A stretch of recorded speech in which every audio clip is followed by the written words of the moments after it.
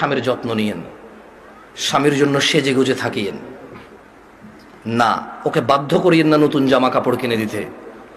আপনার যতটুকু জামা কাপড় আছে ওখান থেকে সবচেয়ে ভালো জামাটা রান্না বান্না শেষে জোহরের নামাজ পড়ে সবচেয়ে ভালো জামাটা পরিয়েন।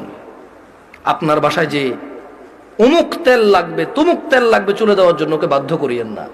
যেই তেল আছে, চুলে যদি তেল দেওয়ার অভ্যাস থাকে ওখান থেকে একটু তেল নিয়ে মাথা আছড়াই নিয়েন।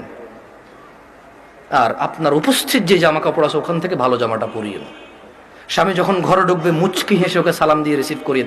ও যদি সালাম দিয়ে ঢোকার জ্ঞান রাখে, যোগ্যতা রাখে, অতটুকু ইবাদত করার যদি ওর মন মানসিকতা থাকে তো থাকলো, আর নাহলে আপনি ওকে রিসিভ করেন হাসি মুখে।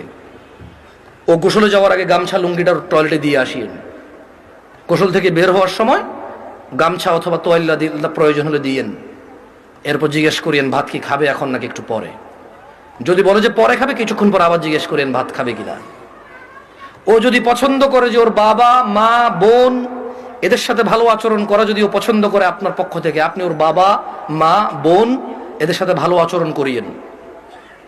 ওরা যতই কটু কথা বলুক, আপনি ওর বাবা মা বোনের বিরুদ্ধে ওর কাছে বিচার দিয়েন না। যদি ও পছন্দ না করে বিচার, একটু সহ্য করিয়েন। যখনই আপনাকে বিছানাটাকে যাবেন, কখনো রাগ করে বাপের বাড়ি চলে যাবেন এটা বলবেন না। ও যদি আপনাকে বলে এবার তো অনেকদিন হয়েছে যাও না, 2-1 দিন ঘুরে আসো, সমস্যা নেই, তোমার বাবা মাও তো তোমাকে দেখে না অনেকদিন।